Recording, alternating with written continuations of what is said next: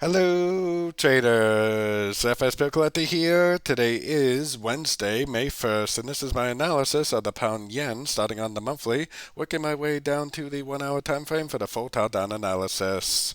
So on the pound yen, I'm still very bullish overall. I still think this is extremely clear on the monthly time frame to be a wave A, three waves down for an A, B, C, or B, and I think it's extremely clear this is a 1, 2, 3 right here.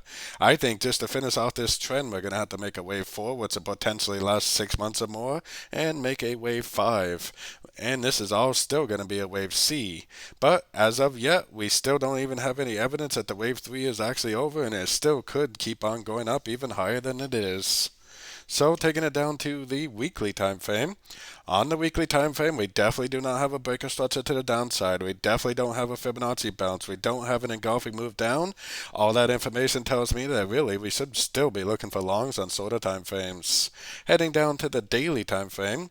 On the daily time frame, same story. Even on the daily, no breakdown, no engulfing move, no lower high, no Fibonacci bounce, no reason at all to really think that this trend is over. I wouldn't be surprised at all, personally, if this actually did keep on going up and actually made it all the way up to the 100% Fibonacci extension before we actually saw a bigger move to the downside.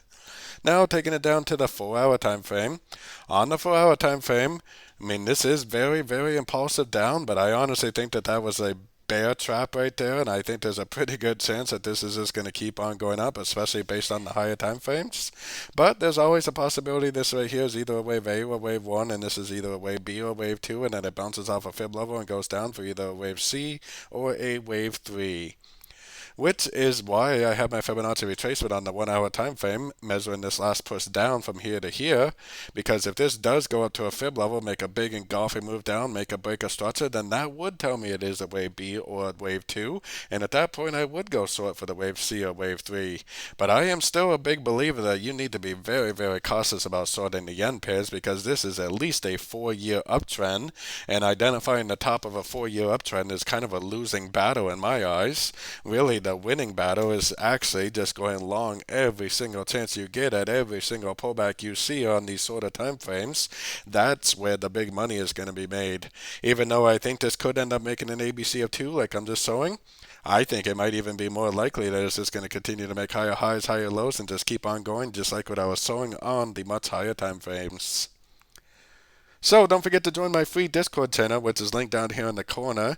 And don't forget to check out my membership program that gives you access to the daily live trading sessions. And it also gives you access to all my swing trade setups that I share with the group at the time of entry by signing up at my website, fxpipcollector.com.